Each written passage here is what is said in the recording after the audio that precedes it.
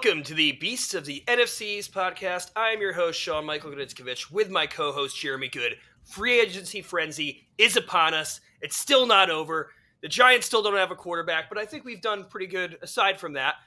Very different free agency recap than last year. I think by this time in the video, I've already bitten off Saquon Barkley's head of the doll, which I don't even know. He's just disfigured somewhere around this room in pieces after that terrible betrayal.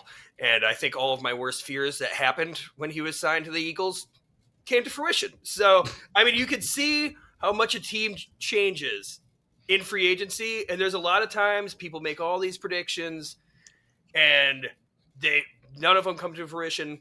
And then sometimes they're like spot on. Like you could just read the tea leaves. There's a lot of tea leaves to be written. A lot of the teams are making moves. They're losing players. They're signing players. The Cowboys are being the Cowboys. Jeremy Goode, what is good? It's the NFL certainly good, Sean. It doesn't seem like there is much. It's a league where it's really a 365-day league. You know, right after the Super Bowl, 3 weeks later, free agency opens up, and obviously, you know, you had the combine before that in Indianapolis a week before. The Reese Senior Bowl too. The Senior Bowl. I kind of pay attention to, don't really watch, but like pay attention to the prospects, Sure. You know, which is fun. Yeah. A lot of good players in the Senior Bowl. And they're going to have the draft at the end of April. So it really just shows it's a 365-day league. It's fun. And the NFL has just mastered everything about being the best league in the United States, probably the best league in the world ultimately. But yeah, I don't know. NFL is the best. Yeah. So it's exciting. It's fun it hurts to lose guys, but it's fun to see what your team does and guys you add and try to piece everything together. So awesome period, really fun time to be a part of. Yeah, and like just talking about free agency too, I was talking about it because of how NIL has like changed the college landscape. And like, you know, this is college basketball, but like UConn is complaining that all their players, despite winning back-to-back championships, are already in the transfer portal trying to go to other teams because UConn has one of the lowest NILs. But like at NFL, it's a fixed cap. It's not like the MLB where the Yankees have the most money and they can just pay everybody, or the Dodgers have the most money and they can just pay everybody. Like you have to work within the confines. Yeah. You get cap hell like the Saints by kicking it down the line, which like great for Sean Payton. He just like screwed the Saints, juiced them for all they had, and then left for the Broncos, you know? Yep. And now like the Saints are just left to deal with Spencer Rattler and Derek Carr and losing a lot of their free agencies. Yeah, that's free agents and one of them to the Giants. But, yeah, that's a miserable situation for Kellen Moore. It's actually kind of surprising. I know you sort of have to take the jobs when they come if you're an aspiring head coach, but that is a miserable job to take with the Saints. But, yeah, you're right. I mean, there's teams like you could be a team in Green Bay, Wisconsin, and have an equal chance to win the Super Bowl every year and be competitive, even though you're in Green Bay, Wisconsin. So it just, I mean, you know, it's awesome that, the salary cap, everybody gets the same. Unlike baseball, and I think that it just pretty competitive playing field, equal for all, and it's great. It's the perfect model. Yeah, and obviously we're an NFC East podcast, but like the NFL, like the crazy moves all over the place. Like, is there any big ones that you want to talk about before we get into like the NFC East teams? Because I think there's two that really stand out to me, but I'll let you go first. I'd have to put my thinking cap on for that. So I've been very focused on just the Eagles, Washington, New York, and Dallas because of competitiveness and seeing what they do. Because it really is like it is about your team. It's about your division too, in a big way, and it's even about your conference as well. But I might not be thinking about the biggest moves. One of them, maybe this is it, but one of them I think. It might be under the radar too, but I think Justin Fields to New York Jets is interesting, just as for the quarterback position perspective. And obviously, Milton Williams got paid to go to New England, which is sad. I think he's great, and he got paid the most money so far for free agency to do that, $26 million a year for 4 years. So. That's what I'm thinking about, but you tell me your thoughts on some major moves that I'm not thinking about right now.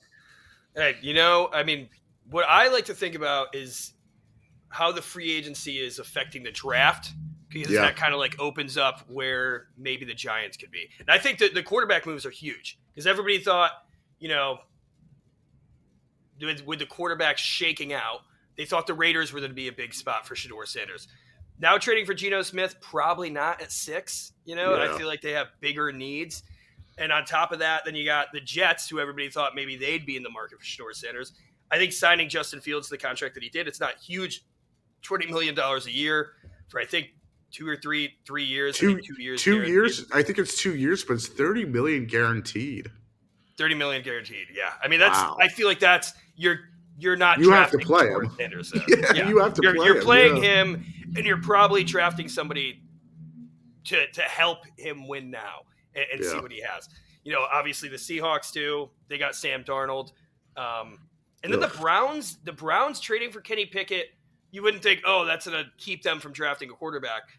But then they also have Russell Wilson coming in, which the Giants do today. We're recording this on Friday. Russell Wilson visited with the Browns on Thursday. Obviously, I think the biggest news for the Giants, I mean, there's like Giants channels that are been streaming live since Monday for like all day, waiting for the Aaron Rodgers news to go. And I'm like, just wait for the news, man. Like, there's nothing else really going on right now. Like, oh, we're going to sign Chris Board. Oh, we're going to re-sign Greg Van Roten. Waiting all day for Greg Van Roten re-signing, which I do love. I mean, I like that. I like the little signings are fun too. Right. But yeah, I think what I'm getting at is the quarterbacks moving kind of shows where the Giants are. And I think the Titans' lack of movement really shows that I think they're all in for Cam Ward at 1. Makes sense. Which I'm a little sad about. And now I think that seeing where the Giants go in free agency, like if we don't get Russell Wilson or Aaron Rodgers, which seems like the 2 top names, and we end up with Joe Flacco, which is where the news are, I feel like we're definitely going Shedeur Sanders at 3, whether we like it or not. Like this coaching staff, the way that we were put into this corner, that's where we're going. But yeah, the quarterback moves, and then seeing a team like the 49ers lose all their players, seeing a team like the Eagles, very similar, lose a lot of their players. Yeah. But especially with the 49ers, now they're all making room to pay Brock Purdy. And the reality, Micah Parsons is teasing him over there, saying like, "Oh, this is what happens when you don't have a rookie quarterback." Well, I mean, look, you just played Dak Prescott, so yeah, he has no room. I mean, he's kind of right, but he has no room to talk. Yes, agreed. Yeah, and now him and like DeMarcus Lawrence are fighting too, which I think is funny. That. Yeah, it's it's fun. But let's get into the NFC East because we're the beasts of it. We're the beasts. I'm like a Minotaur, and Jeremy is like a griffin. We're the beasts of the NFC East. Let's get into this. I'm a centaur. Yeah. A sentient centaur. Yeah. I'm a Taurus, so I figured Minotaur, that works. Plus, That's when you good. mess with the bull, you get the bullshit, which is what we're doing right now. But we're going to get into the real stuff. Do you want to start? You want to just go down the line with this? Sounds good. All right. Dallas Cowboys have done what the Dallas Cowboys have done in free agency since 2016, and that's not They got a running back free agent for more than $6 million, and they got a running back. They got 2 running backs. Yeah. They got Booby Sanders. Yes. Miles Sanders. Have not signed an outside free agent for more than $6 million since Greg Hardy in 2016. Oh which my is crazy. God. Which is it's. But hey, some trades. We can go through it. I think the best move they made was just keeping Osa Digizua in the building, keeping their best pending free agent in the building. Mm-hmm. And honestly, beating the market because like $20 million a year for 4 years, $58 million guaranteed, compared to the Milton Williams contract, which I think Milton Williams, he's great. He's awesome. I think a lot of people are really building into this Super Bowl hype. But prior to this year, I don't think anybody would think that Milton Williams was hitting the market and getting $26 million a year. Am I wrong? I think it's a fair point. Yeah. I've seen Milton Williams the last 4 years. I have, from day one, I don't want to say I saw 26 million a year, but I definitely saw something where he could become that player eventually. So it is right to some effect that like this is the year that Bill Williams like shined out, but it's always been there in a way. Like the smartness, the ability to get to the quarterback has always been there. It's just a matter of how often, how dominant, and so yes, I understand that point. Yes. Yeah, I mean his pressure rate is amazing, but so is Osa Odighizuwa's. I'm not gonna lie. Like Osa Odighizuwa, I feel like this year too, kind of he paved the way to get paid, and the way you see some of the other defensive linemen getting paid, like I think Jonathan Allen actually got that same money. I think he got $20 million a year with the Vikings. Oh my god! So it's like, and he's older, you know. Yeah. Obviously, the Commanders let him go, but we'll get to that move. But seeing a guy like Javon Kinlaw going to the Commanders for $15 million a year, who hasn't done anything, like really has not lived up to it. He's like a pass rushing defensive tackle. I mean, I guess as your DT3, you have all that money, but you pay a DT3 for Adam Peters was in San Francisco when he drafted him, so. Yeah, but I agree. I agree. That's crazy. Actually, one thing that I noticed about this Cowboys free agency, because at this time last year, I think they only signed Eric Kendricks. But they kind of went with a Washington Commanders approach from last year, where they have all of these big former first round picks, former top 100 picks that they bring in on cheap deals, trying to see what they have. Peyton Turner, that's a big one, because we saw Zach Bond, who is an edge player for the Saints, go and become like a stand-up linebacker off of a minimum deal and become the, almost defensive player of the year, stud in the Super Bowl, stud for the Eagles. I don't think that's happening with Peyton Turner. They're different players, but I think it's interesting getting Peyton Turner in here on a, just a cheap $3 million deal. Like, that's a player that maybe he's so awful that he's cut before the season. And it's like, maybe not with $2 million guaranteed, but, some of these cheaper deals. Solomon Thomas, too, with like a small contract, I'm assuming, former number 3 overall pick, hasn't really done much in the league. Like, definitely haven't lived up to top 3 pick, that's for sure. But, just kind of like taking these swings. Former first round pick Kenneth Murray Jr. traded with the Titans for a late round pick swap. Don't really know exactly the details of that, but it's definitely interesting.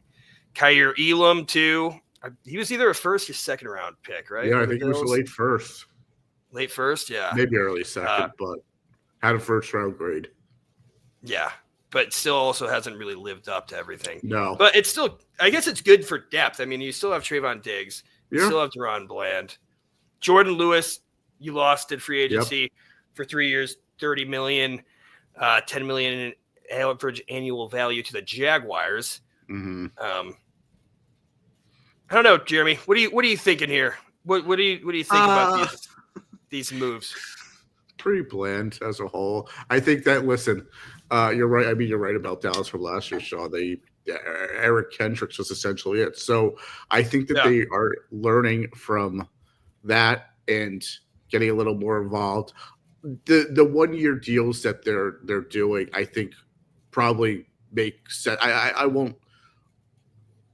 can't get mad at the 1 year deals, because if it doesn't work out, they'll just cut them in free agency. They're not guaranteed. So, like, that makes sense there. Not big money. I think Elam needed a change of scenery. I think that maybe they want him in man coverage in Buffalo. I think but he's a zone corner. Maybe it's the other way around. But so we'll see there. Yeah, the 1 year deals I think make sense. Marquise Bell. I remember. I know he had a good year. I don't remember what he's done the last few years, but obviously last year cheap deal. The defense as a whole was just awful. So I'm not sure you can blame it like pinpoint exactly. Javonte Williams, interesting player, can never stay healthy, but I think there's talent there. Miles Sanders for depth at running back for a 1 year deal, not awful. I think that we're sort of seeing that he needs a really good offensive line to beat of a form of being productive. He might not I don't know if he has any juice left, but again, it's a 1-year deal, not guaranteed. So I assume that they'll test it out and see what they have. So not awful there. Yeah, bland kind of thing, but intriguing with, some of these names, Kenneth Murray, Solomon Thomas, who hasn't really done much, Kyrie Elam. It's interesting, and it's decent, I think low risk, decent reward, maybe. So yeah, we'll see. Not terrible, not breathtaking, but decentish, yeah. I mean, my favorite signing might be Trent Sieg and Brian Anger. No. I was going to say. No. Who do you think is their best signing that they brought into free agency? Brought in? Yeah. Man. I think including trades, I don't know. I feel like I think Kenneth Murray Jr. is a big one, to be honest. Okay. Just because they need linebacker. Like they need linebacker bad. With Jamarian Overshown probably missing the entire season because of his injuries last year. I think the only active linebacker, because Eric Kendricks, I believe too, is I think he's off the roster, right? Let me double check. I think last year was only I think that was just a 1-year deal. Plus he's 33. Yeah. Yeah, he is still available, which maybe they bring him back. Who knows? We'll see. But I think that's a huge one just in terms of depth. I think reading the tea leaves here, like seeing what they did kind of shows where they're probably going to go in the draft. Javonte Williams, he was awesome. As a former Javonte Williams fantasy owner, before injury, I loved him. He was awesome. And I've taken swings on him in the end of fantasy drafts because of it. So hey, Jerry Jones, good for you. And I think honestly, you can't hate it. He kind of sucked last year, which he was removed from the injury a season further and still only averaged 3.7 yards per carry. Just not what you want. And I think seeing Rico Dowdle sign for $3 million as well to the Panthers.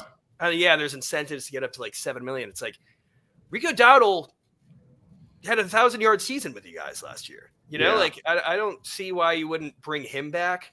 And I know that we talked a lot of shit about Dowdle, but I think he got better as the season went on. He got better. Yeah. Still don't think he's amazing, but he got better for sure. Yeah, definitely.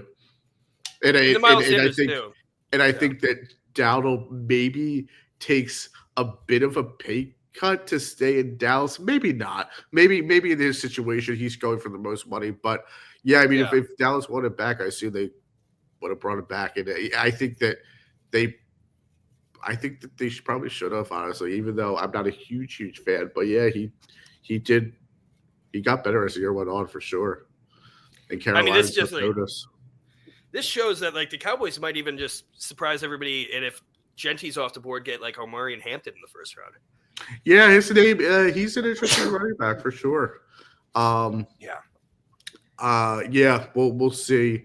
I think that they numerically they needed to get more running backs for sure, and they have two guys who have long-term issues ultimately, but they're intriguing names who, if healthy, I think Williams might be a nice little move, low risk. Yeah. I think honestly where this really points to the Cowboys going is drafting guard or a tackle that you can push into guard, because they did not get a Zach Martin replacement. There are still some guards available. Tevin Jenkins still available. Really great guard. I haven't seen him linked to the Cowboys. I don't think they're going to go that way. Becton's still available if they really want to do a little. Because I think with the Kenyon Green trade, I don't think he's going back to the Eagles, right?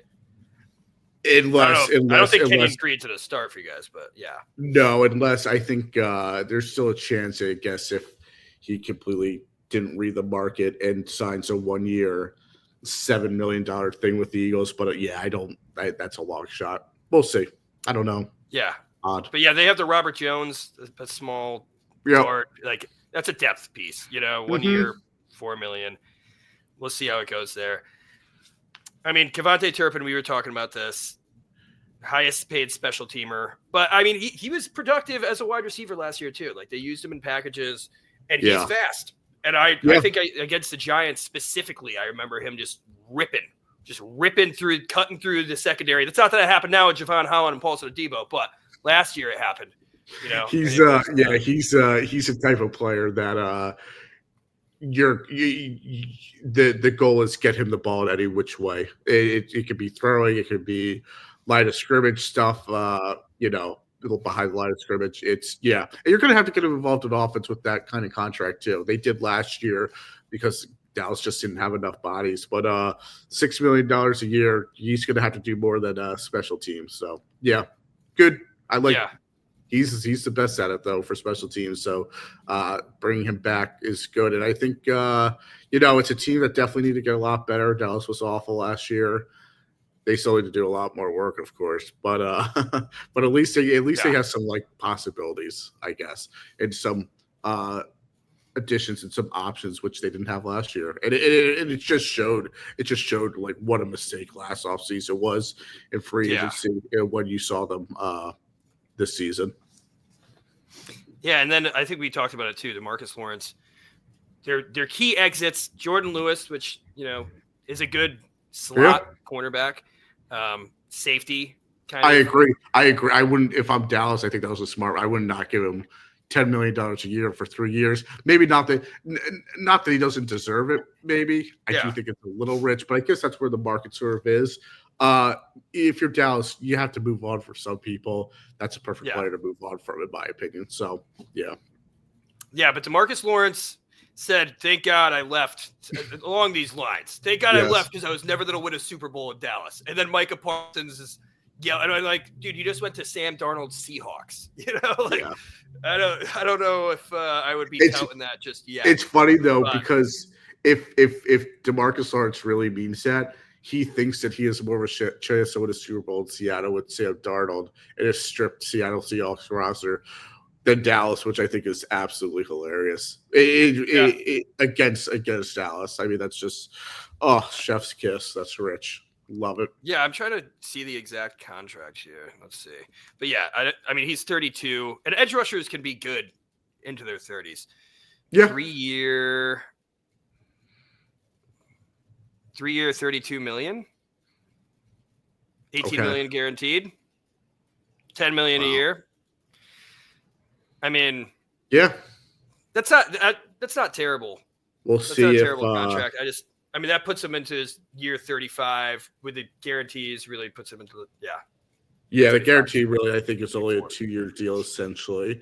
If they work it out that way, which I think they would. So, not awful.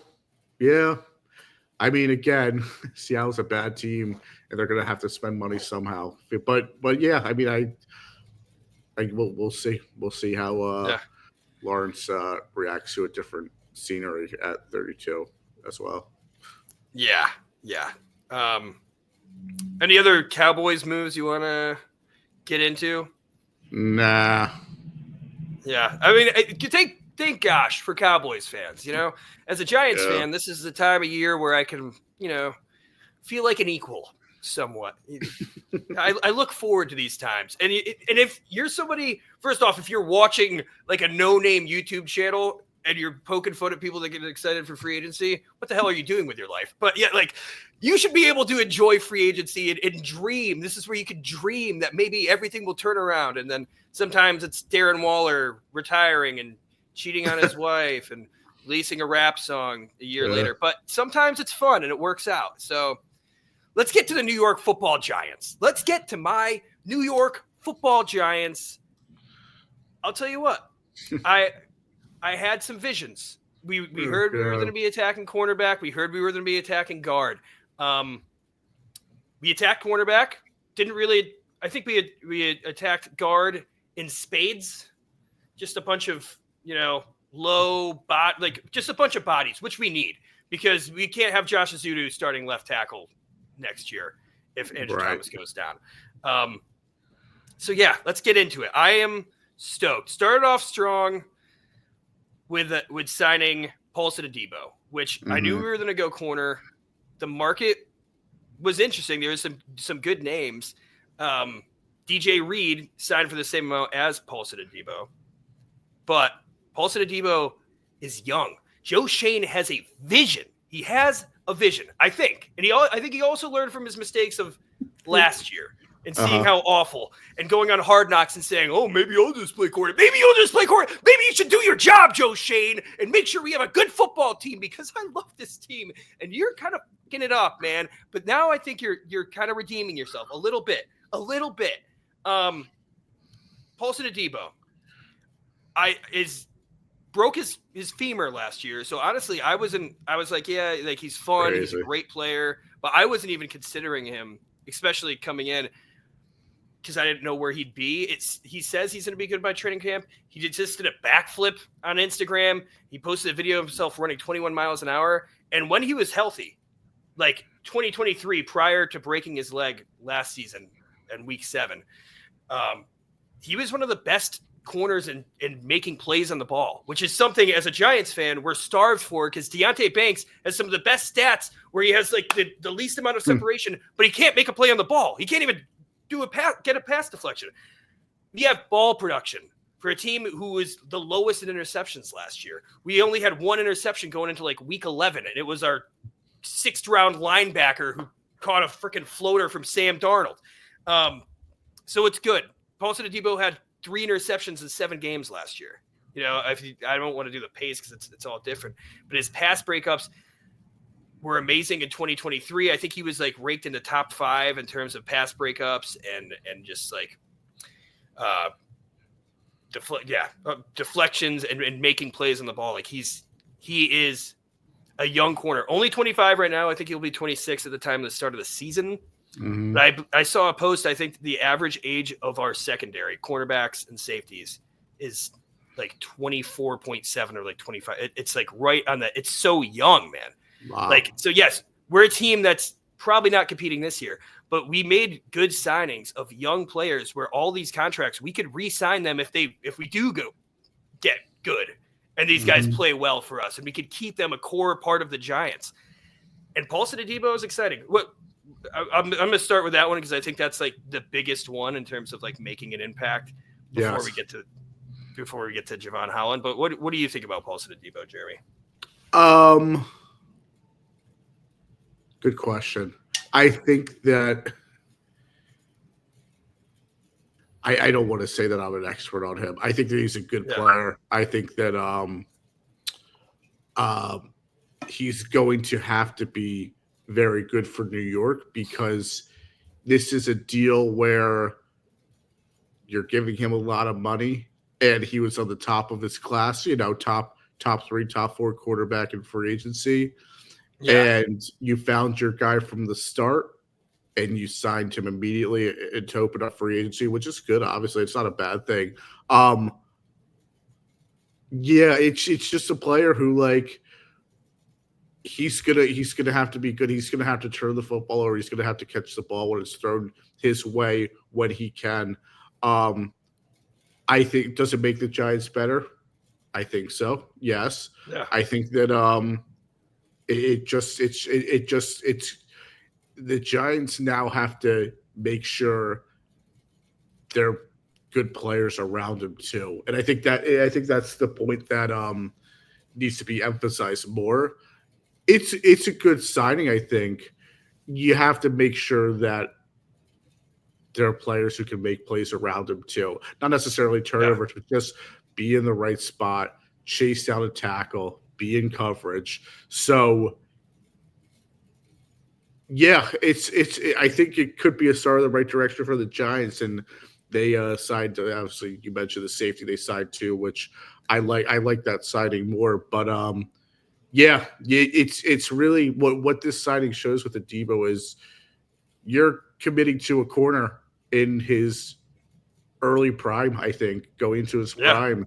And it sounds silly and simple, but like you're just putting a lot of faith in him to be a really good player to help this defense. And do I think that's there? I think so. But it's the Giants are now saying like it's time to up the defense. and we'll have to see I if like that it. happens around, which is good. Yeah. Um, yeah, we'll see. Yeah. Interesting signing. So the one thing I will say about Paulson Adebo is he can be a little bit of boom bust. So like, yes, he makes Right. all these plays on the balls. He gets the pass deflections. He gets interceptions. 7 interceptions in a season and a half, the last season and a half. But he also allowed, I believe, like almost 900 yards in 2023, which was a good season for him still. And I think prior to the injury, and like he let up almost 400 yards in those 7 games last year too, like high 300. So being a cornerback one, like this is he was put in that role with Marshawn Lattimore going in and out of injury while he was in New Orleans. Obviously, they kind of hit on Alontae Taylor, so like they probably didn't see, especially with their cap situation, the need to bring him back. Right. And they had Kool-Aid McKinstry. But I think with how young he is too and the production that we've seen, like even last year prior to that injury, really great. I think we got him at a discount. DJ Reed, I love. He has great like ball production. I think he could be a CB1 too, but he's also 28 and 5'10" or 5, yeah, 5'9". Like, yeah, and I like Paulson. Paulson Debo's like 6'1", like 200. You know, like good body, athletic. I mean, coming off a broken leg and doing a backflip like this early into it, I mean that's and running hard on it. Yeah. I think 21 miles. I mean, it's not football stuff, but he also showed some drills, like doing some like cone drills and whatnot. Right. But I think this is a good signing. And then with our biggest weakness being our secondary last year, with Cordell Flott, with our Cordell Flott starting, which I think he has improved, and I'm actually excited now to see him as a CB3, which is like really what he should be. Yeah. And Drew Phillips was a great 3rd round pick that was really impressive as a slot corner in his rookie year. Mm-hmm. And now Deonte Banks, who looked better his rookie year because he was a CB2, right, can maybe sit into that role. And then the big one, who is one of the top free agents like on just available, one of the biggest names, Javon Holland. I woke up that morning because I think he was signed at like 3 a.m. and I was just like, what the fuck? And my girlfriend's like, what's happening? I was like, oh, the Giants just signed Javon Holland. No big deal. No big deal. Just a Javon Holland. Yeah. Oh my gosh. Yeah. Before you get into that, Sean, one point I want to add about Adebo. It's hard to assess that. Like, I think it's good. I think it's good as a whole. What is he the guy when he plays Philadelphia twice a year? He's going to go up against AJ Brown and Devontae Smith. I don't know if the Giants are going to travel or whatnot, but essentially that's how it's going to look like in against the Eagles.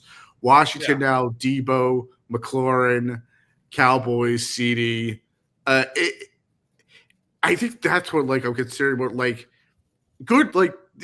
The player I think is there. I think skill wise. It's how he's going to respond to the division. That's what I want to see most. I think that's what will determine most, and that'll be interesting. But yeah, they got better at the position, and you're right. Moving people down a spot, I think, should be good for everybody. Yeah, because now it makes you feel so much better about that room. Cordell Flott actually looked a lot better last year, but as a CB3, makes you feel a lot better. Yeah. And on top of that, like Jason Pinnock, who left for free agency, he had a great season when we first signed him. Coming off, UDFA from the coming off the Jets practice squad, but having somebody like Javon Holland had a down year last season, which I think he struggled with injuries and all that. Like he doesn't have all the interceptions. I think his only interception in the past few seasons was that crazy pick 6 against Tim Boyle on Black Friday. I don't know if you remember that. Yes, I do. Yeah. But Javon Holland has been a name like since he was a rookie, like was touted as like a top 5 safety in the league. And he doesn't have all the ball production, but to get him for 3 years, $45 million, and seeing like Trayvon Moehrig, who was like a first, 2nd round pick, get paid similarly for like less production and not actually putting his name out. Javon Holland still also 25 years old, still young, still in his prime. And for this deal, I think this is amazing. And I think it's going to help Paulson Adebo, help Deontay Banks, help Tyler Nubin. Tyler Nubin, he played great in his rookie year. He has this like ball hawk name to him, wasn't really able to get that production. I think now putting Javon Holland next to him will let him kind of roam more and make plays on the ball too. So I think it just having all these pieces where I feel confident in it, like almost every single piece of the secondary, seeing if Deontay Banks takes that step forward. But even if he really fails, I even feel good with maybe Flott stepping up too. You still have the draft too. I think that could be a good option. Buyouts too, or cuts during the summer, May too. Holland's a good player. I don't care about like the interceptions necessarily. Safeties, interceptions are they've become kind of fluky in the secondary as a whole. I think they're even more fluky at the safety position from what safeties have to do now and how the position is kind of changing. I like Holland. I think it's a good signing. It does make me think, well, if you're signing Holland for this money, why not sign McKinney from last year? But, I think they're correct. I think the Giants are kind of correcting some mistakes. And I think that Holland's a good alternative from what. Okay, so I have a couple ideas here. Yeah. Because that was a big thing. Because when that happened, a lot of people were like, why didn't we just pay McKinney for like an extra, $2 million a year or whatever? Right. And I think, like you said, I think it could be Joe Schoen correcting and being like, you know what, we need that secondary. Also, Shane Bowen has always prioritized safety in his defense. So that's why everybody expected McKinney to be back last year. Right. He always had Kevin Byard and good safeties over in Tennessee. Malik Hooker. But I think Javon Holland, and maybe there was something with Xavier McKinney too, because he had that big fight with Wink. It might have been a personality thing. He had the ATV accident. I think maybe they could have seen him. And McKinney is like a leader. And I love McKinney, aside from the whole, calling out Wink in the ATV accident, which was just dumb. Dumb. I think maybe that could be a reason where they didn't like his character. Javon Holland has also had some character concerns too. Like he called out Vic Fangio. Like, we'll see. I don't. To be honest, if you play good football and you're healthy, like if you say some stupid stuff on Twitter, and I agree with you. I really don't care that much. And especially too with the Giants, where it's like, you guys shouldn't be worried about culture. You should be worried about putting good players out there and like putting guys who can be a little competitive, because it just hasn't been that way for the last few years. So culture is absolutely important. I don't think McKinney is one of those players who is like an awful person either. But like, even if he like is a little off culture wise, I don't know. I think if you're the Giants, you got to take the talent over the culture in that case. But alas, Holland, a year later, they realized, I think it was a mistake. They bring in Holland. I think that's been the best. I think it's the best player they brought in. Absolutely. I think so too. I think that Javon Holland has all pro abilities. I don't even, he might have been an all-pro. There's certainly, they're spending money on him. It's not outrageous. It's not like, it's not like $100 million contract either. So like, no, not bad there. I think it's a 2-year contract. It looks like a 2-year contract that could be a third. Probably, if he plays well, he probably will opt. I don't know. We'll have to look at the details. But yeah, I like. I don't mind it. I don't mind anything really about it, to be honest. Yeah, it's $45 million, 3 years, 30 guaranteed. So really a 2-year deal if you think about it. Yep. The hopes is obviously I want to extend him after this, because guess what? After these 3 years, he's still going to be 28. Yeah, which is crazy. And with the McKinney thing too, we just got a 3rd-round pick, a number 99 pick. Now we have 5 picks in the top 105 picks of this draft, which is a deep class. And maybe if we wanted to trade up to one with the Titans, which doesn't look likely, you had an extra pretty high 3rd-round pick to maybe throw in there. But, so hindsight, yes, dude, Xavier McKinney, watching him lead the league in interceptions last year and just have 7 straight games of interceptions to start the season, it was painful. It was painful. Yeah. But I think now having Javon Holland, and if you took away 2024, if you just did those prior 3 seasons, Javon Holland was viewed, I believe, as a better safety than Xavier McKinney. If he had better just all around acclaim to his name, and even for somebody who doesn't have interceptions, he does have a lot of production on the ball. He can play man coverage too. Like he can go into the slot. So you can be way more multiple with this defense now. Like I was watching some film and like they had the cornerback go in for a blitz and then they had Javon Holland come up and play man against Devontae Adams and he had a beautiful pass breakup. Like it's just, that's the stuff you like to see. So yeah, I for feeling like our defensive back room was probably the worst on the team to now feeling like it might be the strength of the team is pretty sweet. Pretty sweet. It's about getting good players in, and Holland is a good player. Regardless of lacking interceptions here or there, you have to bring in players who can do good things, even if they might be lacking in some departments. And he's one of those guys for sure. Yeah. I think that if we go through with like, can I talk about a signing that I absolutely hate? Yeah. Which one? Can you guess it? Oh man, for the Giants. Yes.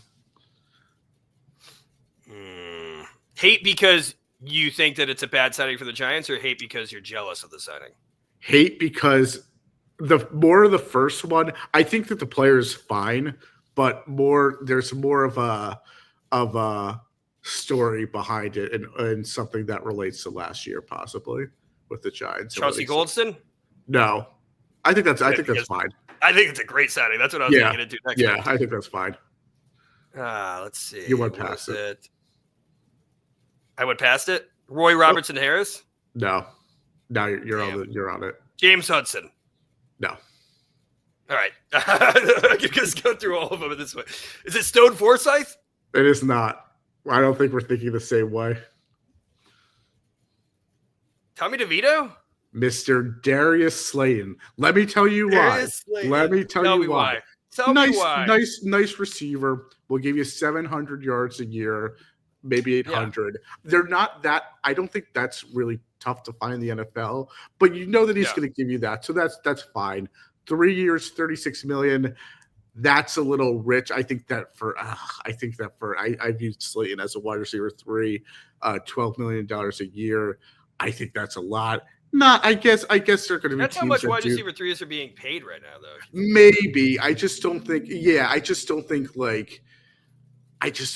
like that. I don't think he's like a special, like, quote unquote wide receiver 3. But alas, regardless,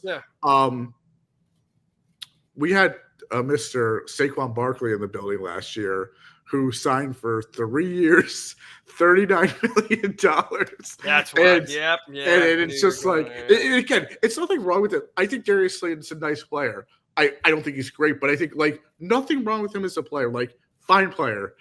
Oh, if you just look at the contracts though with him and Saquon, no, it's just like, and DeCap also got higher too. DeCap got higher. Yeah. So like you could say that, but like the contracts change year to year.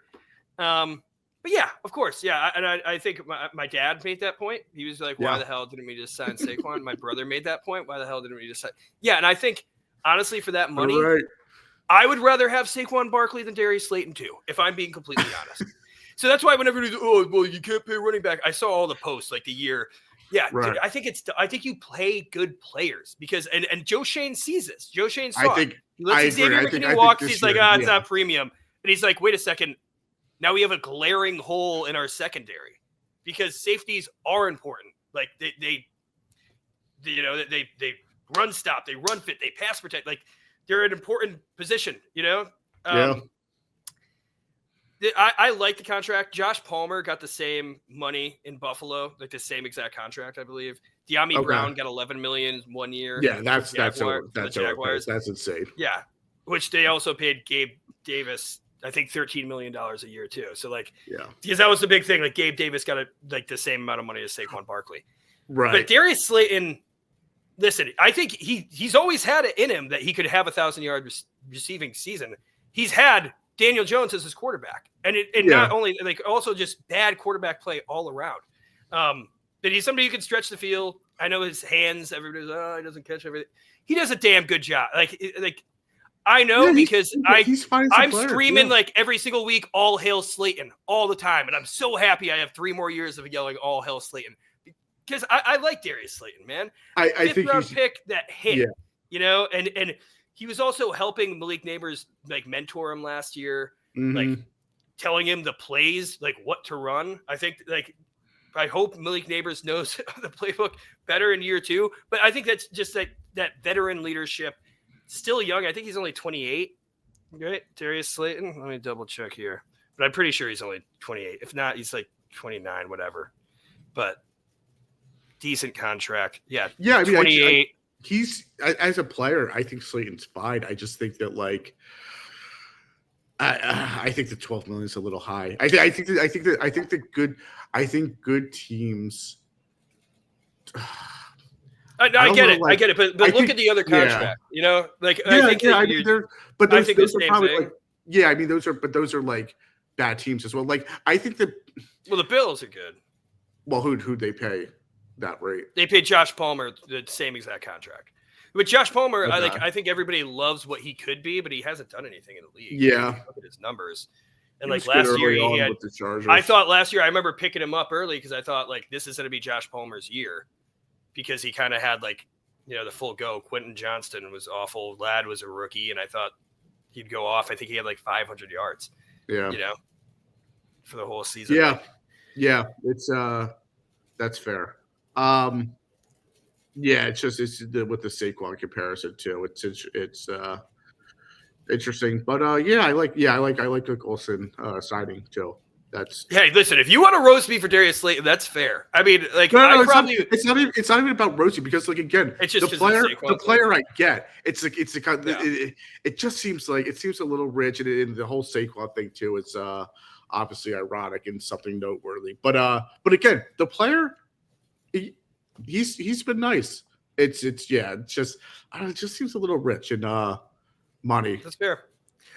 I'll tell you what, I was excited to maybe pursue wide receiver early in the draft. And I don't think maybe 3rd round, if like one's sitting there, maybe we still do it. And a lot of people say like, this really shows how the team feels about Jalen Hyatt. I'm like, well, if you watched the games last year, I think that already kind of showed how the Giants felt about Jalen Hyatt. They should, the Giants should feel that way. He had like less than 100 yards. Yeah. Yep. And it like just didn't catch what he was thrown to, wasn't getting open. I mean, Jalen Hyatt, I was excited about him.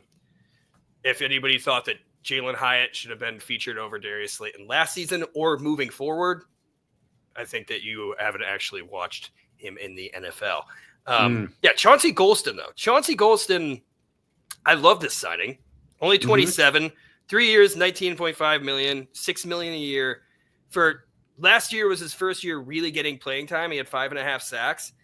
But he's also like a versatile player. Like he's 6'5", 270. He can line up. Dan Quinn, when he was the defensive coordinator for the Cowboys, had him lined up in a 3 technique on the interior, which I really like. He's a good run, like pretty solid run stopper on the edge too. Like better production. So I love this piece because I think if you want like a NASCAR package and you want to rush the passer with your front 4, you can pick him inside and have Kayvon, Dex, Chauncey Golston, and Brian Burns all rush him. And I like that. With 5.5 sacks last year, I see him more as a hybrid player than an edge. If you look at him as purely an edge, I still think he's great depth, and he's been healthy too. He actually played with Tyrone Tracy Jr. at Iowa, which is kind of crazy. Really? Oh, wow. Okay. Back when Tyrone Tracy was a wide receiver, still trying to make him a wide receiver. And I saw Micah Parsons also tweeted, damn. He tweeted damn about this because they were drafted in the same year. Same year as edge players. I think that he did great working alongside Micah Parsons when he was kicked inside as well. So, I'm excited about Chauncey Golston because a cheap contract, I feel like he could be really productive. I think that he has a high upside and a low floor. I think as a rotational player. I think signing a defensive edge who is, I'd say, in their prime at his age, at $6 million a year, who's had 5.5 sacks from the previous season. is a solid move. Yeah. I mean, I think I'd rather give this contract to Chauncey Golston than $32 million to DeMarcus Lawrence at age 32. Like, in my opinion, it's worth consideration. It's it's something to ponder about. Absolutely. I'm not gonna lie though, one of the players I really wanted, like even though Chauncey Golston can kick inside, and I think I'm excited to see what he does, because that's what Shane Bowen really was talking about, is just getting pressure with the front four. I think that's Chauncey Golston kicking inside. And then Roy Robertson Harris is also kind of like that, like hybrid edge defensive tackle body. You know, I think he's like also like 6'5", 290. But now that like all the draft stuff, so I'm like really getting into people's heights and weights to like see what type of player they are. But like that's a cheap deal. Like his numbers aren't completely horrendous, and like he's a depth player, you know. But there was like BJ Hill got paid 3 years, $30 million, I think, or maybe it was like 33 million or something like that. I really wanted BJ Hill back. I wanted him back. I thought that move would have made sense if that happened too. Yep. Plus, I saw him on vacation with Dexter Lawrence, and I was like, man, there you go. Trying to bring him back. No, staying in Cincinnati.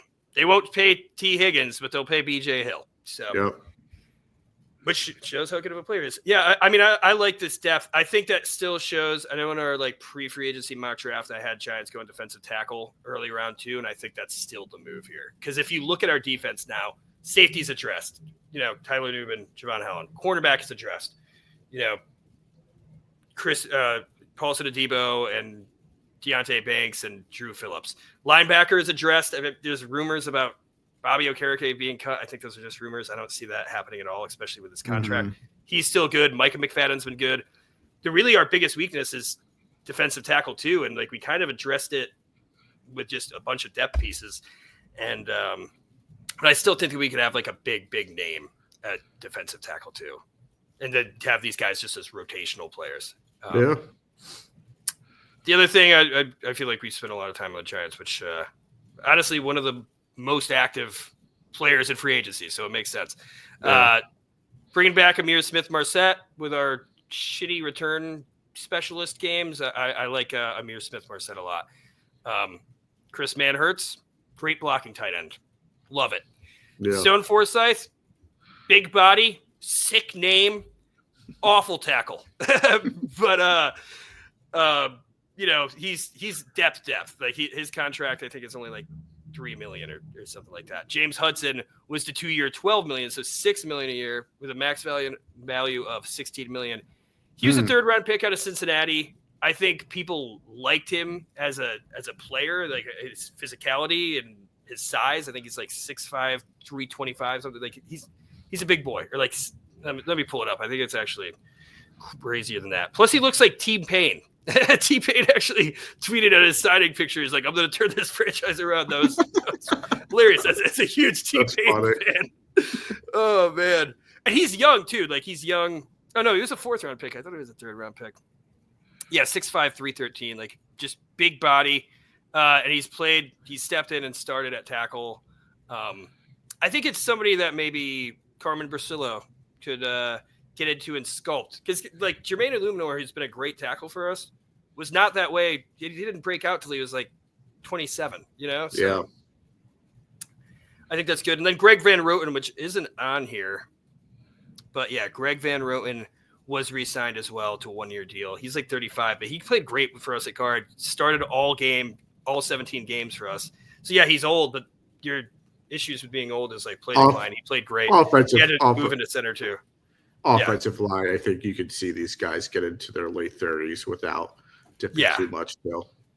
I think we just saw Jason Peters retire at what, like age 40? Yeah, something like 42, 43, yeah. Yeah, it's crazy. Chris Board, special teamer. Brought back our long snapper, Casey Kreider, Jamie Gillian. Nothing really else here to talk about. Tommy DeVito's the only quarterback on it. I think that's the only really thing to talk about. Is the Giants don't have a quarterback as of right now. The amount of times I've been refreshing Google to see if Russell Wilson or Aaron Rodgers signed, I mean, we talked about this a little bit in the beginning. Like, I'm so stoked about this free agency. I see all these people rating the Giants still don't have a quarterback. I'm like, okay, well, you know what? Like, we're going to get a quarterback. Like, it's like, dude, we've made good moves, dude. Like, yeah, obviously we're waiting on Aaron Rodgers, who's pissing off fan bases around the nation. Like I said, I think there's still people that have been streaming since Monday, waiting for the Aaron Rodgers signing to happen. unbelievable.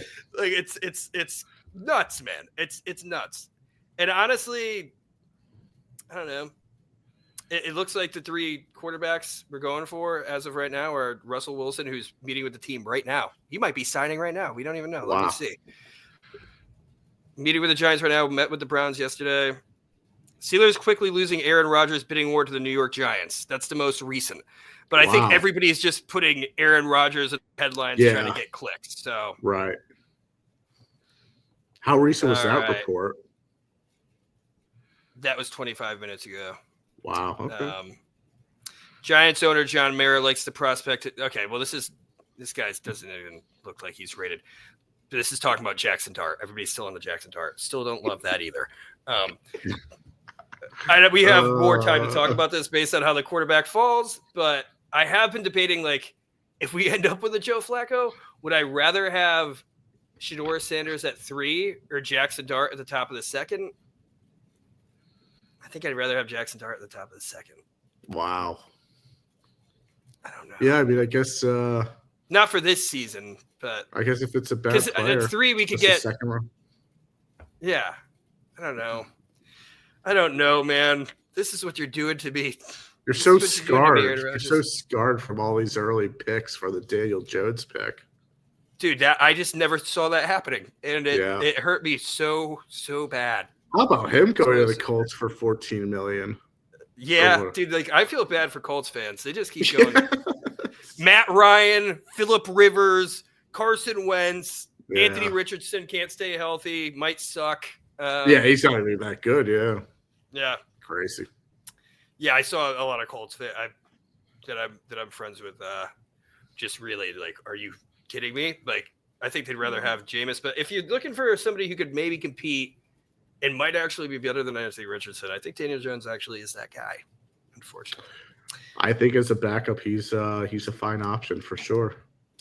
Anything else with the Giants before we move on to your? Nah. Yeah, I feel like it's all just like ponder now if you're going to the quarterback stuff. But yeah, right. I'd give this an A+ if we get a quarterback. That's good. I love it. I'm not giving any ratings, but Quad Squad in Philadelphia, Jeremy, your Eagles. I'll let you take this one, man. I think take this one. I think it's most appropriate to start off for who the Eagles lost, and as teams who win Super Bowls will know, a lot of your depth players who are free agents are going to get overpaid, and you're going to lose a lot of guys. So the Eagles lose Milton Williams. They lose Josh Sweat. They lose Darius Slay. They lost. Who else? They lost CJGJ. They traded him away. They lost. I'm missing a few people. My goodness. They lost a lot of people. Elijah Rodgers. Eli Rodgers. Yes, Isaiah Rodgers. Yep. Isaiah Rodgers, yeah. Eli Ricks and Isaiah Rodgers messed up. Right. Love it. So they lost a lot.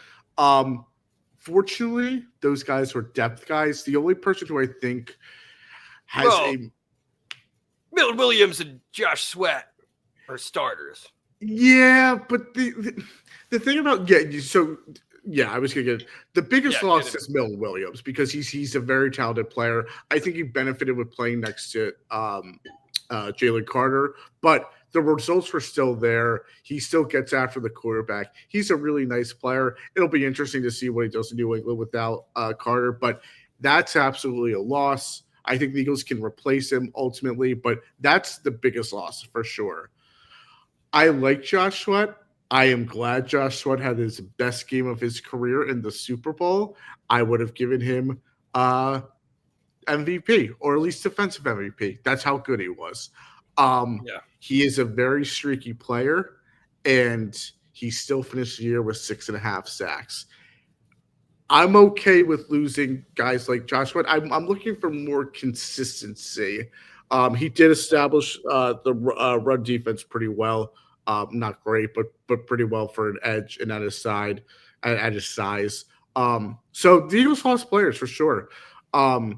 They bring back Zach Bond, which they had to do, and then they traded for Dorian Thompson-Robinson, who's just been absolutely awful in his NFL. I think he's thrown for 1 touchdown and 10 interceptions in the NFL.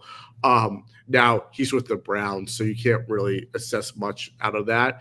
He's an interesting prospect, 25 years old, kind of is similar to Jalen in abilities, obviously to not anywhere close to the degree, but similar in what they can kind of do, how their game looks.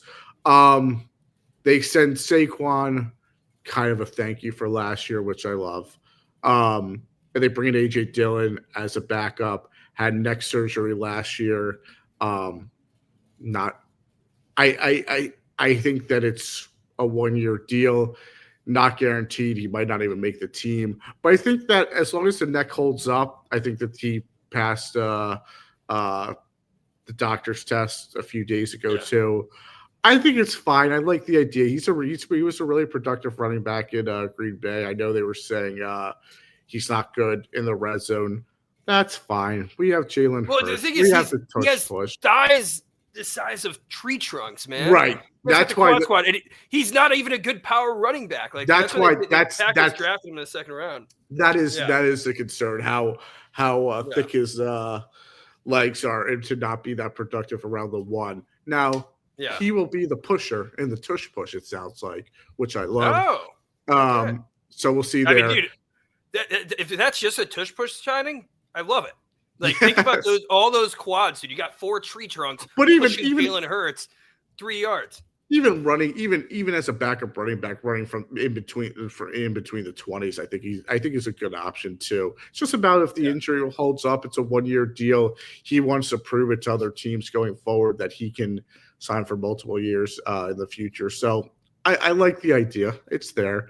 Harrison Bryant, not a guarantee. Tight end gives you some depth. I don't know if Goddard will be back. I don't mind it. I wish he were more of he was a great receiver in college. I wish he had more pass catching productivity in the NFL. Yeah. We'll see there. Kenyon Green, the player they traded for CJ Gardner-Johnson, just has been awful in the NFL so far. Again, this is sort of what Dallas did too, and what the Eagles like as well. They like the young guys who were high draft picks who haven't worked out, who they can bring in. The great thing about Kenyon Green is he's going to go to the best offensive line coach, maybe in NFL history, in Jeff Stoutland. So I think that there's something there as well. Obviously, I don't have high hopes, but I think with better coaching, I think he could be a decent player. I don't know. We'll see. They lose CJ Gardner-Johnson, obviously, in trade. A little bit of a disappointment. I think he's a really nice player. He makes the team better.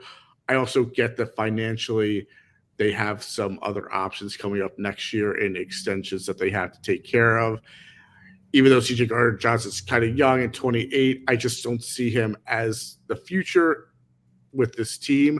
Not a bad thing. They got the most out of him. I'm glad he got a Super Bowl. And nothing against CJ either. I think he really became a nice leader at the end of the season this year. I think he's a good player. Playing wise, he does lack some things. He freelances a lot. His red zone defense is really, really suspect. He gets lost. I think his plays are extended in the red zone, which I completely, if I were a safety, I would too. I would think that if it's not a slant immediately and having to track these guys in the end zone to run after them for 5-6 seconds, I would think that would be hard too, but he's not great at it. Josh Uche, Michigan, I think he had a first-round grade when he was coming into the league, second-round pick from Patriots.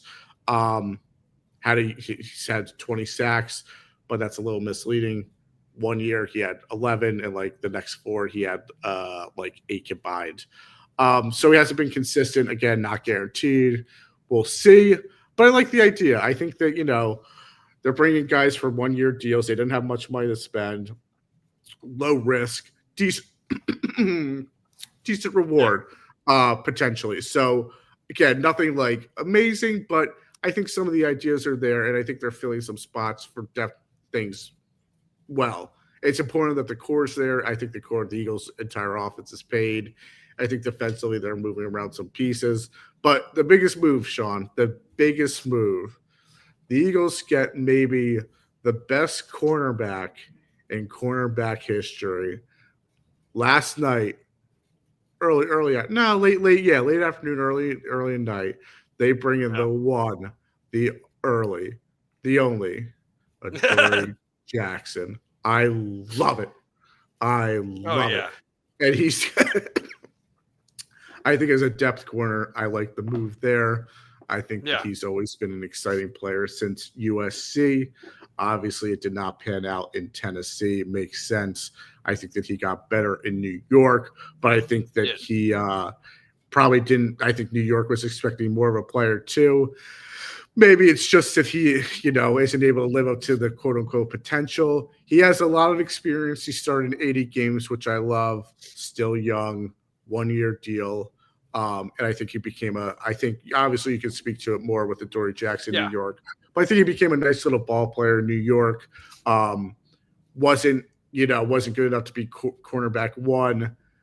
I think had some moments where it was, he had some outside difficulties, but he's talented. He has abilities, and I like the idea. Again, all these things. I like the ideas of these signs. Nothing's outrageous.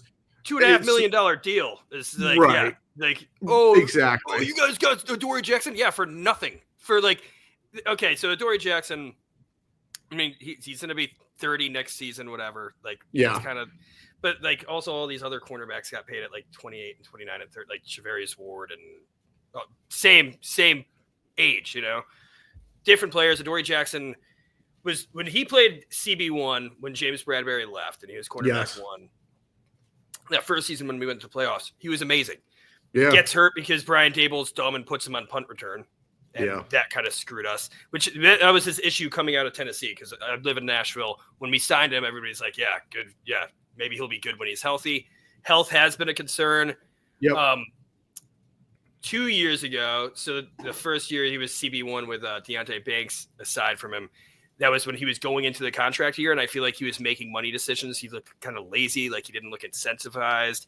And then he was still a free agent coming up into the start of the season. Like the Giants signed him either right before the regular season started for low, or maybe 1 or 2 weeks in, because we needed the depth. But I think that kind of showed this last season. You could tell he wasn't the same player. He wasn't even really starting that much for the Giants. But when he did play, I remember seeing him be aggressive. He had a motor, he had drive. I think he was trying to prove that he could still play, because, his fall off was pretty quick. I mean, I think as a depth corner, that's a great signing. And I think he's still, if somebody goes down and he needs to start for you, I'm not as worried. Adoree Jackson could still be a starter in this NFL, I think. Yeah, that's interesting you say that. I think what made the Eagles so good last year was that they had so much depth at cornerback, and we just saw Isaiah Rodgers leave. 2 years, $15 million. I think that, good for him. He got paid. It's not that much, but I think that for Isaiah, I don't know, he was still coming off the bench. So we'll see there. But the way to replace those kind of contracts is you bring in guys like Adoree Jackson for $2.5 billion. So I like the idea. Nothing else. I mean, we'll see with Uche. Well, I think maybe he could give you something. I don't know. Brian, I don't know if he'll make the team. A lot of guys, it's a lot of guys who, you're going to get a first row view at, and if they don't work out, no harm. If there is something, maybe they'll give you a little something. So, that's fair. It's interesting. I would like to just roast you, because the Giants roster, I think, noticeably have gotten better. even without a quarterback. That's how bad our quarterback play was. But yours, the Eagles winning a Super Bowl, it's like, what am I really going to make fun of you after you just won the Super Bowl because your roster got significantly worse? And I would say significantly worse. I mean, you guys have like losing your edge, like a starting edge, losing a really good defensive tackle, and losing like a brand name safety who makes plays and is like just a tone setter in CJ Gardner-Johnson. And then like Mekhi Becton, like that was a player that you hit on. So like in guard, like I'm just not worried. I feel like you guys are going to be fine at guard. Whatever you guys do, it seems like you guys are always good on the offensive line. The team absolutely got worse. There's no way those guys that they lost were good players.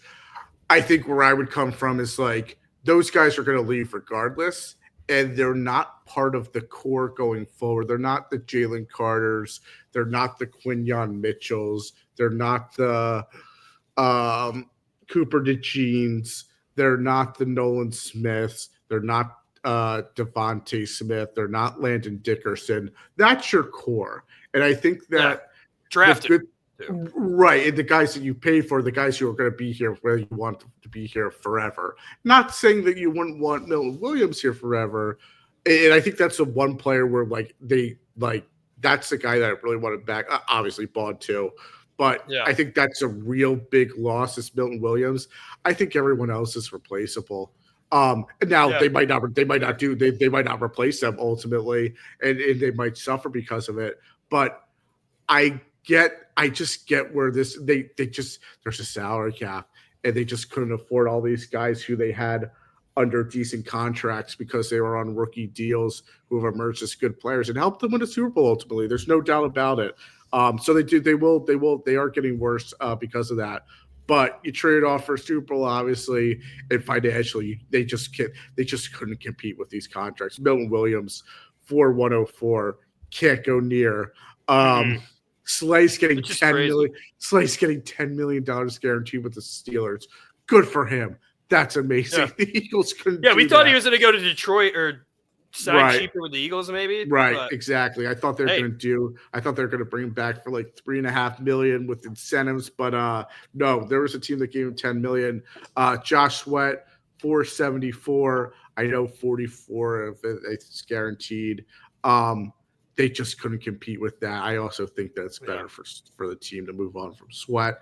And the Cardinals needed it. I mean, I think that was like one of the most projected signings to a different team. Jonathan Gannon's their head coach, obviously defensive coordinator here. Yep, I agree. So they got worse. Absolutely, no doubt about it. It's about the core. It's about they're getting worse in the best way possible, and I think that's the case. I think they're losing guys who made them good, but who were just who were really, really good role players ultimately. So we'll see. Obviously, my biggest question is your edge room now, because like that was always a strength. You know, now you guys have Nolan Smith, Josh. Who else is there on the edge for you guys? That's what I'm saying. Maybe Brandon Graham comes back at 37 after he re-tore his shoulder of the Super Bowl. Yeah, it's thin, no doubt. Especially like that's always been one of your strengths. So I'm curious to see, like the draft implications. Like, there's a lot of good edge rushers, but even though maybe 7 might go in the first round, they might not be available at pick 32. You know? Right.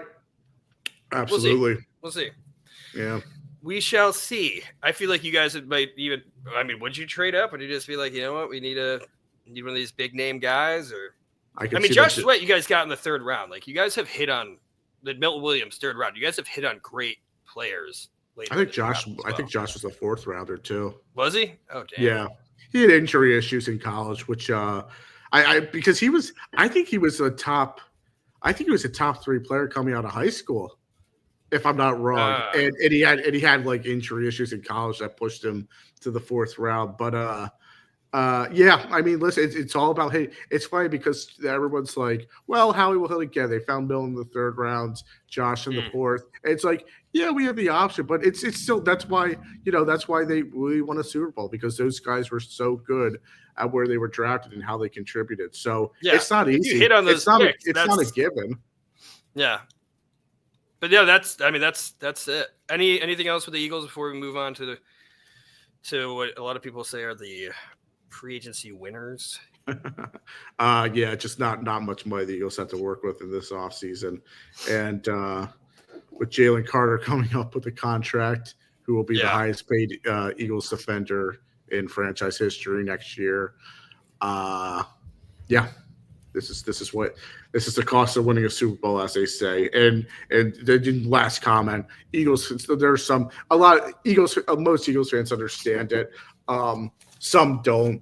And I'll always say I'd rather be in this situation 100% of the time after winning a Super. Like, there's nothing like winning a Super Bowl. That's what you have to do, and there are costs of winning it. So, and people don't get. They're like, we do it all the time. We've done it 2 years. Twice in 7 years, and we're in the Super Bowl 2 years ago too. And it's like, yeah, you're getting spoiled. This is a franchise that it took 52 years to win a Super Bowl. You got to get over yourself and live in reality. It's hard. Be grateful. It's hard too. It's not like it's. Yeah, I mean, my goodness, some of these fans. But and something else too is like, you guys won the Super Bowl. Like, you guys hit when everything fell into place. When you hit on these like Milton Williams, who was still on his rookie contract, and Josh Sweat, which I think wasn't he still on his rookie contract? Or no, he was extended. I forget when, but the point is, but Sweat's still young. Like, Sweat's still decently young for how long he's played in the NFL. Yeah, but but then you see the 49ers, who went to the Super Bowl, lost. They can't pay all their players. Their whole defense, they lost everyone. Shredded.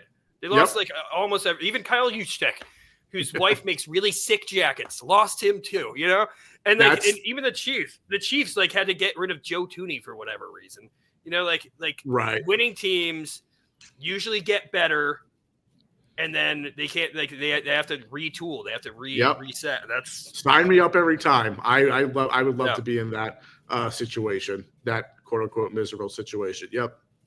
Yeah. All right. The Washington free agency winners, Commanders. Man, some big moves here. Marcus Mariota's coming back. All right, but let's be real. I think if you just looked at the free agency additions, you would think that the Commanders lost this free agency. But obviously the big thing were the trades. And because the trades are essentially free agent signings because they have the cap to pay these players that were traded. Most cap. Deebo Samuel, the big one, which we already talked about, but for a 5th round pick, I think they only have to pay him like $13 million this year too. I think that trade was under the impression that they were going to extend him and pay him. Awesome. Deebo Samuel, he's not the player he was, but and they haven't done that yet either, right? They have not done that yet, Okay. And I don't know that maybe they just, we'll see if Deebo wants to hold out. We'll see how that goes. Yeah. And then the big one, Laramie Tunsil. For a team that needed tackle, just O-line, they get one of the best left tackles in the league for 3rd round pick this year, 2nd round pick next year, 4th round pick next year. And I think they got what? They got a 4th round pick. Yeah, and they got a 4th round pick. What are your thoughts on this trade? Okay. I think Laramie Tunsil is a beast. I think the gas mask incident actually made him cooler. I would have drafted him higher. But the fact that the Dolphins gave up on one of the best tackles early on goes to the Texans. The Texans, who need O-line, gave up on him. I talked to my friend who's a huge Texans fan, which are hard to come by. And he was like, I thought he was going to be in shambles. He was like, nah, he's actually like kind of a dick. Yeah. Like, not a good locker room guy, apparently. And like, just really all for him. Plus, he led the league in false start penalties last year, which some people say is a sign of him losing his step and trying to beat the snap. Right. I really don't care if I'm the Commanders. I don't care about any of that stuff. I think that that's a steal. And I think that, like, maybe it makes sense on the Texans side of things, but it definitely makes sense on the Commanders side of things. Like, he was the best, like, out of the free agents that were available at tackle, nobody was beating Laramie Tunsil. Like, a Laramie Tunsil doesn't get free in free agency, like, ever. Right, but that's why you traded for him. Yeah.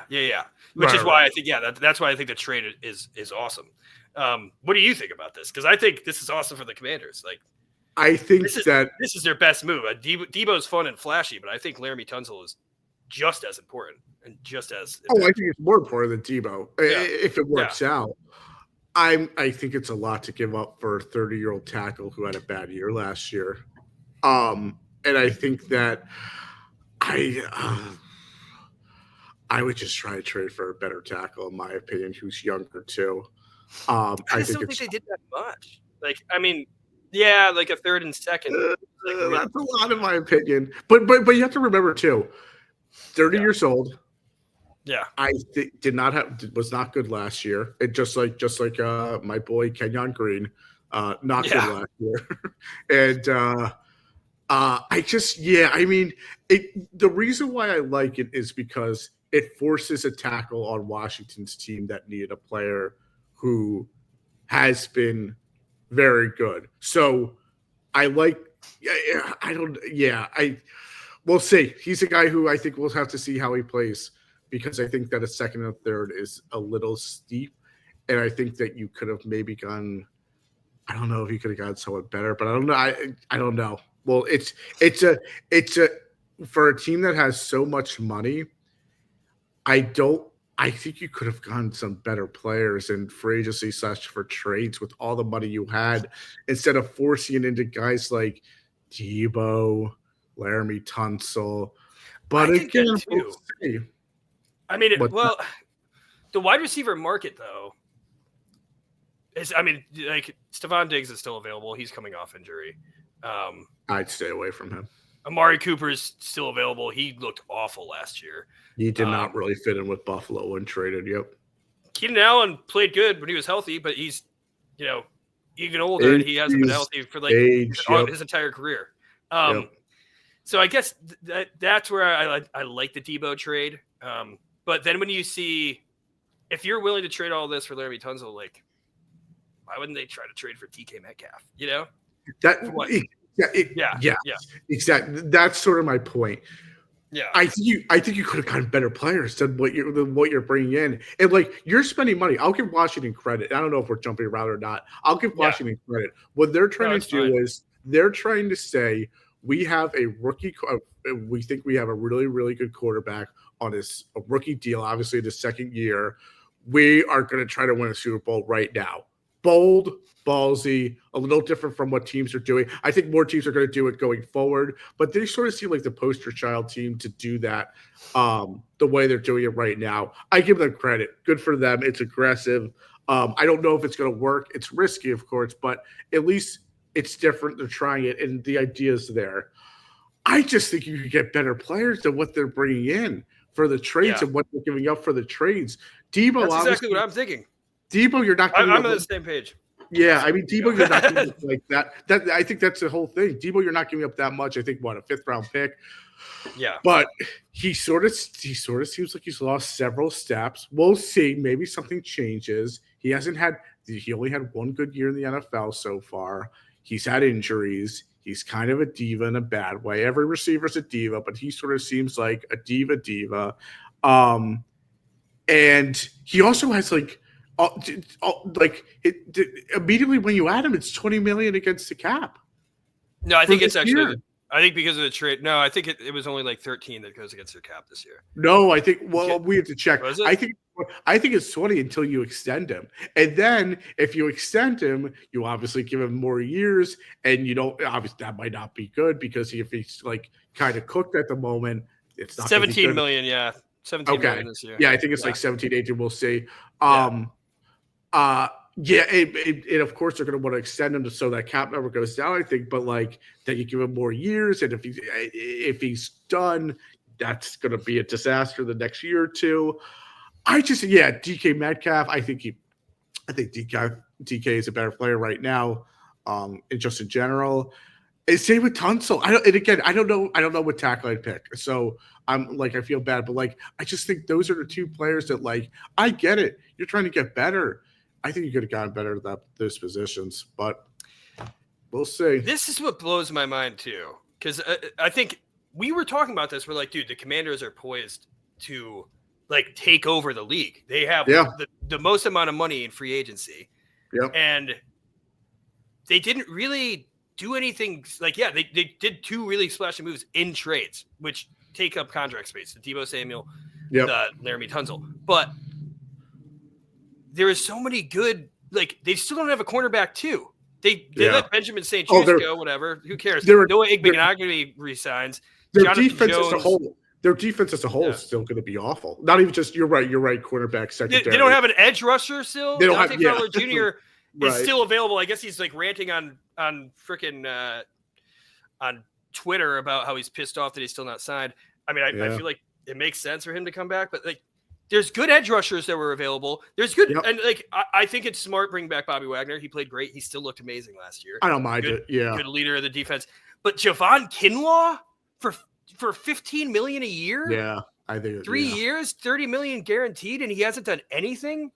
And I figure you guys get rid of Jonathan Allen, because you guys have Deron Payne, you guys have Jerzon Newton. So those are your top two, but Kinlaw with other defensive tackles on the board. I was just talking about BJ. I'd rather have BJ Hill than Javon Kinlaw. We'll see. I guess Kinlaw's is 2 years guaranteed, but still, that deal. I agree. I like Bobby Wagner bringing back another year. That's fine. I could see Wagner maybe dropping off next year. If that's the case, just bad luck. I mean, I guess if you're sort of being smart about it, maybe you try to see the future a little bit with his age. But I get it there. Jacob Martin, I had econ with at Temple, so I love. No way, dude. I did, yeah. And Michael Dogby was also in that class as well. Really? I had philosophy of human with Matt Ioannidis, which he was just so good in the league, and I feel like he just disappeared. Must have been an injury. Yeah. He did not think I was funny. Everybody else thought I was funny. He did not care for me. Well, I wouldn't say everybody. There's something wrong with him, man. My God. Yeah, I know, Matthew. He was a good dude. This video, Sean makes you laugh. Hey, thank you. Yeah, even if you're laughing at me, which is typically where the it laughter comes from. It's just, I like bringing back Zach Ertz. I mean, I hate it because I think that's a smart move. I think that's a great move. Yeah, I like bringing back Zach Ertz, and I'm kind of annoyed that he's loves it in DC. But Bates too, he's always had potential. Jeremy McNichols, I don't get as much because I think they should be looking at. I think they should have maybe they look at the draft, but I don't know about you, Sean. I think they should have been looking at a more permanent running back in free agency. Maybe that guy wasn't there. Maybe they'll look at it. It was really only Najee Harris, I think, was the biggest name. Yeah, but maybe you put a few bucks. Maybe you put a few bucks there instead of even John Bates, man. John Bates, I think it's pretty decent. Zach Ertz, I think it's really smart to bring back. He was a great leader on the team, really productive. But you guys did just draft Ben Sinnott in the second round. I don't think you need to pay John Bates as a rotational, as a priority for $7 million a year. I don't know, man. Eddie Goldman, great small contract. Sheldon Day, great small contract. The 1 year non-guarantees, I can't. Yeah, you can't. Jonathan Jones had some moments early on in his career. Will Harris too, but then he sort of dropped Will Harris off. is fine. I mean, a cheap safety, but there is really good safeties. I figured you get.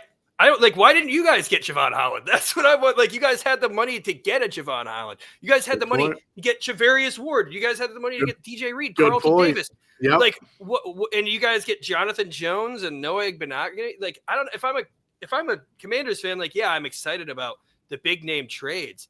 But you guys had all this money, and they didn't do really anything of note with it. To be real, I don't get it. I mean. Yeah, I think Yeah. Ward would have been a nice little corner to sign. It's a good point. Yeah, I don't get. It was an embarrassing of riches of how much money they had, and I don't know if like Pierce was spooked by that. He's like, oh, geez, how do I use this? How do I spend it? Here we go. They're gonna need like Tunsil not to be like great at left tackle. They're gonna need him to kind of change the culture and everything at the offensive line. I feel like, Yeah, it does help. It's like 2 signings though, because now they can kick Brandon Coleman, who did pretty well as a rookie at left tackle. You could either kick him out to right, replace Andrew Wiley, or you could kick him inside to guard, to left guard. Right. He's going to have to play well still there, which I don't know is a guaranteed. But yeah, it does open up an option. True. Yeah. So I kind of like that. I mean, I like that. And Dietrich Wise in a had pro moments in New England, 1 year deal. Yeah. I think again, maybe we're jumping the lead a little bit because Washington has not been competitive or realistic for 15, 20, even long 30 years as a whole. Yeah. So maybe we think so highly of Washington that like from what they did last year that like we're judging it because maybe this is even, this is good, but I don't know. I just think if you're going to be spending all this money, you could have gotten a few better players than specifically Debo and Laramie Tunsil. Yeah, that's how I see this. And a lot of people are like saying that they won the free agency. I mean, I said it like 5 times introducing them, but just because of the big splash names with Debo Samuel and Laramie Tunsil. But yeah, I just think. Michael Dieter, who played like one of the worst games ever at center. I think it's funny that he resigned just with the team. That's the only person who announced it. Oh man, Michael Dieter.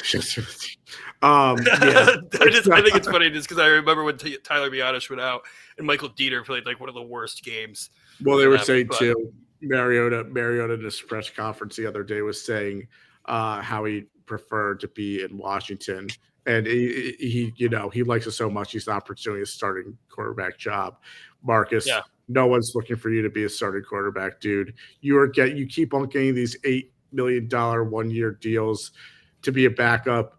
Keep on taking them. You're not getting anything more. You're not going to be a starter. Stop with the whole I love DC nonsense. My goodness. Yeah, I like the free museums too. It's freaking sick. That whole Smithsonian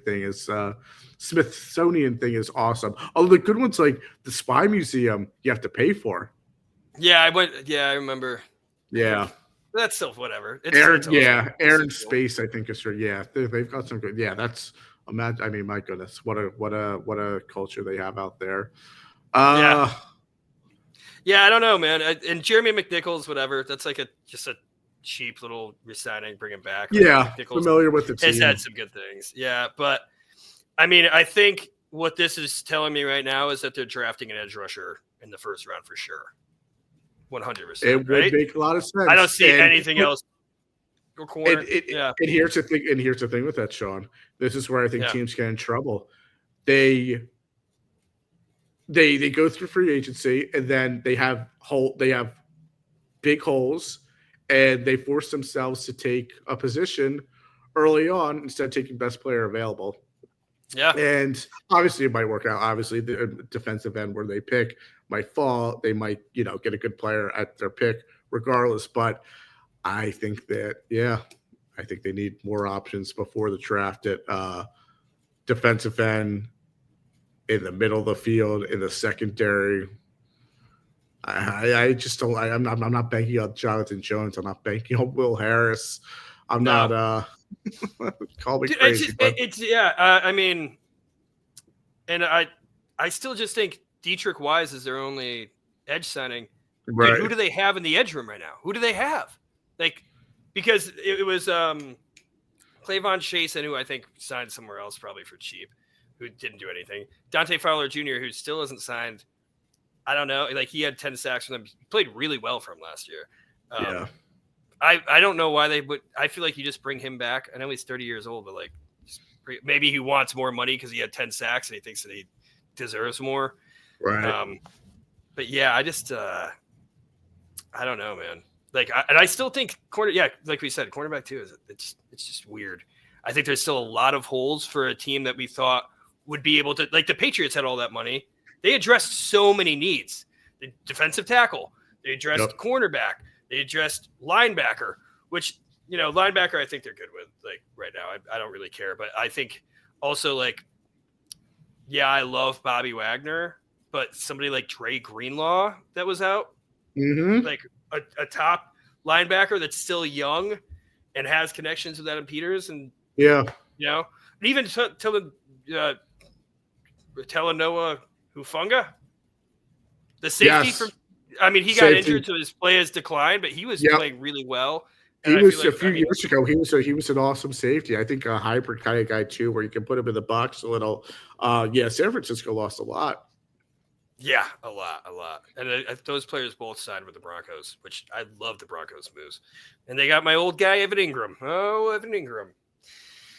Yeah, which I thought maybe Evan Ingram would go to the. Well, obviously they made the Zach Ertz move and the John Bates, but like they had the money to just grab. I thought so many people. Yeah. I don't know. But I guess that's it. What I'm both kind of disappointed with the free agent signings, right? Would you say for the Commanders? Yeah, I think so. Ultimately, maybe some of these guys will prove. Well, I mean, they hit last year. Like, remember last year we were looking at all those little minor contracts. And we're like, oh, okay, whatever. And they actually hit on a lot of them. I mean, Shin re-signed somewhere else for the I don't know. The 1 year deal they drilled last year. We'll see about this year. Maybe it'll be more positive than what I think. But just underwhelmed. Yeah.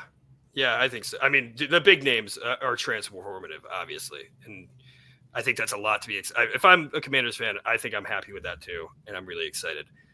So don't want to rain on anybody's parade. But yeah, I think that's it, man. I refreshed the Giants like 5 times, seeing if we signed a quarterback. Still have not over here. Still no quarterback. Unbelievable. Yeah. I don't know. Anything else you want to talk about free agency? We're sitting here pretty deep here, an hour and a half in. But I think funny. Yeah, well, I was just gonna say it's funny how a few days ago it was looking like Daniel Jones was going to be the best quarterback on the free agency, and the Giants still needed one. Do they bring him back? Of course they don't. Of course they wouldn't. But that would have been funny to say the least. No, I honestly like. I don't know, man. I don't know. I don't know. Yeah, it's a weird situation. It sounds like it's Aaron Rodgers or Russell Wilson, and then I don't think so.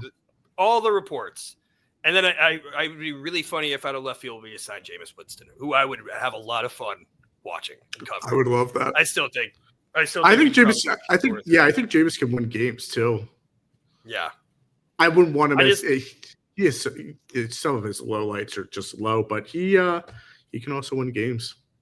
Yeah, I just remember the snow game last year was so fun when he did that jump. I think the radio came out of his helmet and it was sick, flipped into the end zone. Plus he's just hilarious. Yes. Yeah. Saquon Barkley said that the Giants should sign Jameis Winston. I don't know.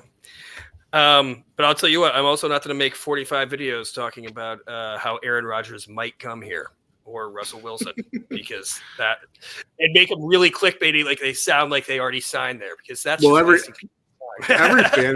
fan base does that, and then the person signs to another team, and that video is just useless. Yeah. Oh yeah. Even the Matt Stafford things, I would see people put this stuff out, and it's done. By the next day, it's just killed. Right. Or some of the all those mock drafts before free agency, which are fun and I love them too. And then all those holes get plugged in free agency, and then they're like, okay, well, they're definitely not going this direction anymore. Yeah. But yeah, I think if anything, the moves so far have just made the Giants the draft a little bit more up in the air. And the quarterback, I think, is going to really decide where we go. But now, even if we don't go quarterback, say we get Aaron Rodgers, we're at pick 3. We can get Travis Hunter or Abdul Carter. Like, we kind of address there's some good players there. Absolutely. I mean, and I don't think signing Paulson Adebo and having Deontay Banks and having Darius Slayton at wide receiver, that stops you from drafting Travis Hunter. Like, I still think he's just generational, and I think we could still use him on both sides of the ball. Yeah, absolutely. It's all about drafting the best player available, in my opinion. So, oh wow, Rodgers to the Giants. No way, Jeremy Fowler. No fucking way. You're fucking with me, dude. Oh, dude. Jeremy Fowler, dude. I should know. Jeremy Fowler wouldn't be the first on that. I know. I was trying to make it different. Like, I was trying to make it believable. Like, everyone would do Schefter, everyone would do Pelissero, but yeah. I think it's gonna be Rossini. Oh, okay. Who is the Giants' backup quarterback right now? Is it DeVito? DeVito is the only quarterback on the roster right now. Okay, there you go. Yeah. Wow. Yep. Yeah. Woohoo! Tommy Cutlets. Yeah, that would be like, imagine that was Brian Dable and Joe Shane's pitch to John Mara. Like, trust me, we haven't let Tommy DeVito start a whole season. This is the direction we're going. Yeah. Well, I think that's enough. I think that's enough free agent talk. Yes. Jeremy, anything you want to say before we depart? Nah. Listen, I think there'll be more activity this weekend, maybe. Yeah. And when I say that, like, a lot, like, maybe even rapid fire with some teams, but yeah, we'll see. That's the beauty of about the free agency. Yeah, I mean, I thought it'd be over by now, to be honest. I thought that there'd be there's a lot of good names still out there. I thought it was going to be quick. Yeah, I thought it was going to be quicker, like Monday at noon. I thought there were going to be like names flying, and it wasn't like that. Yeah, because I think last year there was a lot more people signed quickly, and then Tuesday, like, there's a lot of big Tuesday, and there's still people floating around. But it depends on the class. It depends on the depth too in the NFL draft class. Like the defensive line and defensive edge are deep this year in the NFL draft. And which would have made the markets cheaper for free agents, and wasn't the case. Javon Hargrave got a bag at his age and his injuries. Jonathan Allen, the same thing. So kind of crazy. Both to the Vikings too. Yes, I really like what the Vikings are doing. Not gonna lie. We'll see. I think when you don't re-sign Sam Darnold because you already have a rookie quarterback. I like that move too. Yes. Yeah, and bring back Aaron Jones. Like, yeah, is he old? Whatever, still really great. I watched those games at the end of the season, and like Aaron Jones was like the only highlight, especially when Sam Darnold was struggling. Those legs are churning still. Yep. Yeah. All right. Well, thank you guys. If you think that we suck, let us know in the comments. If you think that we're great, let us know in the comments. Like and subscribe, and we'll see you next time.